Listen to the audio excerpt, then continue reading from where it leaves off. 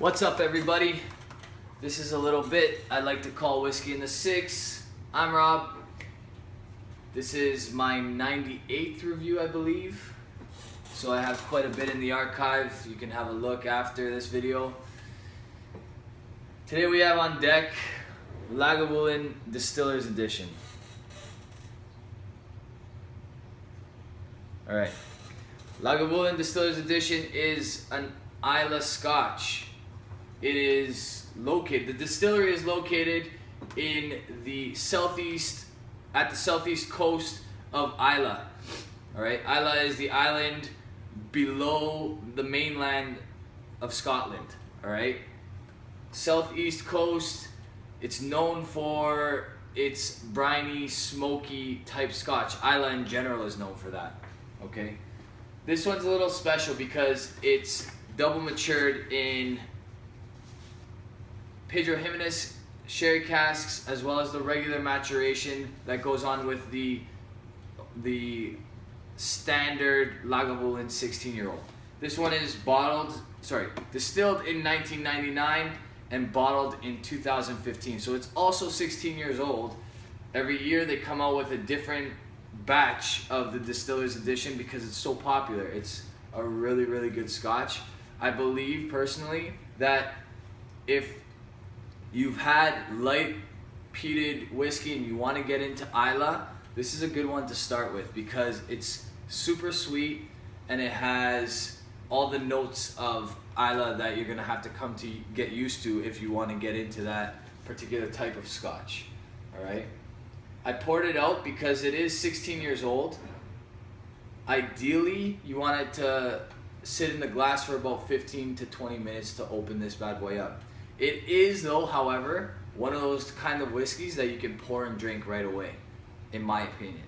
Okay, so I'm gonna nose it, taste it, and give it a score. Okay, right off the hop, you get that peaty, smoky, campfire type smell. All right, it's very earthy.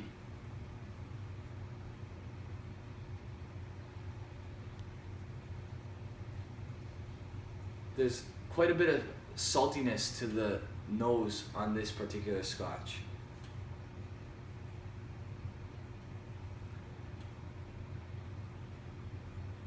Almost very, very similar to a smoky, like bacon type smell, cooked bacon. But then, after some time, after nosing this quite a bit, you get some chocolate, a good amount of chocolate from the Pedro Ximenez casks. Sweet syrup, I would say some like borderline maple. Some brown sugar notes as well.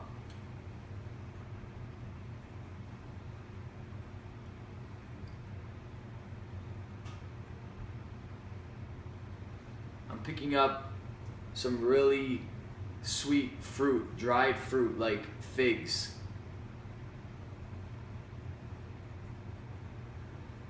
Okay, on the palate.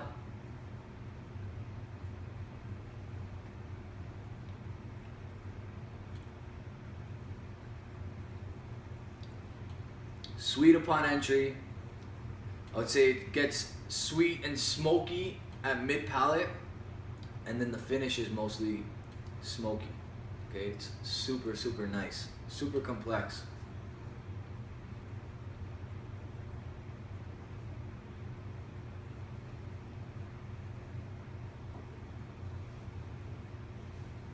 You get some saltiness.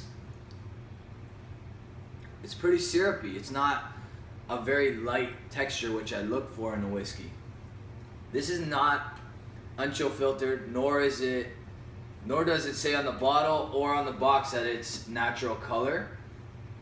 But because of the Pedro Ximenez finish, or double maturation anyway, I think it's finished in Pedro Ximenez as well as having some sort of double maturation, perhaps one barrel throughout the 16 years. I'm not 100% sure how that works, but it's not overly dark. It's got a nice amber color to it though. So it's possible that it's natural color, but I wouldn't be surprised since it's a Diageo product that they add a drop or two of caramel coloring. Okay, brought it to my nose, a little bit of pickle juice. But in a pleasant way. Okay, it's one of those things that you have to get used to when you're drinking an Islay Scotch, okay? There's a lot of savory type smells you're gonna get out of it.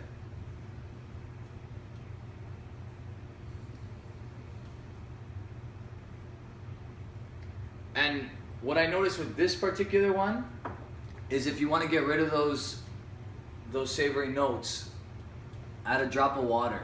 I prefer to keep them. I like that smokiness. You lose that smokiness substantially if you add water. So that's a warning. It becomes very sweet, a lot less smoky if you add water. It's already bottled at 43%, so you don't need to go any lower than that. It's very drinkable at 43%, okay? One more taste.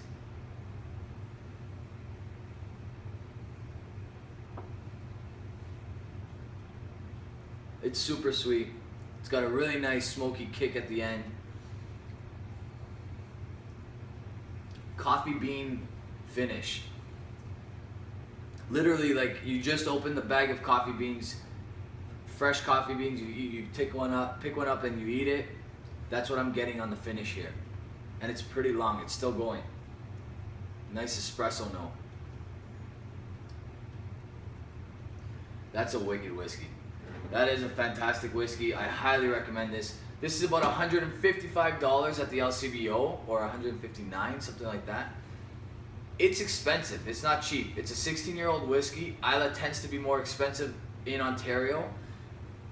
For whatever reason, it's almost double the price of what other 15 and 16-year-olds are going for. Maybe not double, but at least 40% higher. Okay, so it's quite expensive, but I highly, highly recommend this one. Okay, it's a really good Scotch. I'm having a hard time finding something wrong with this. It's super smooth. If it was natural color, if it had no filtration, I would give this an A+, but because it doesn't, and because it's pretty expensive, I'm gonna give this an A. It's fantastic stuff, all right? I highly recommend it, okay? Glengoyne 10-year-old, I added that to the list. I recently opened my Benriach 1998, fantastic stuff. This is exclusively aged in Pedro Ximenez. It's incredible, and it's triple distilled, which is a practice that Benriach doesn't actually do very often, doesn't take part in very often, but this one is. I'll tell you what it does to the whiskey. It's bottled at 47%, all right?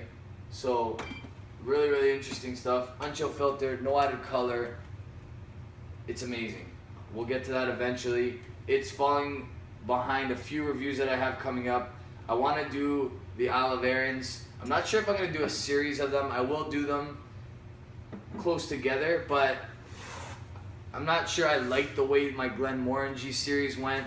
I get kind of bored of the same company if I do them too close together, so we'll see. I have the 14-year-old.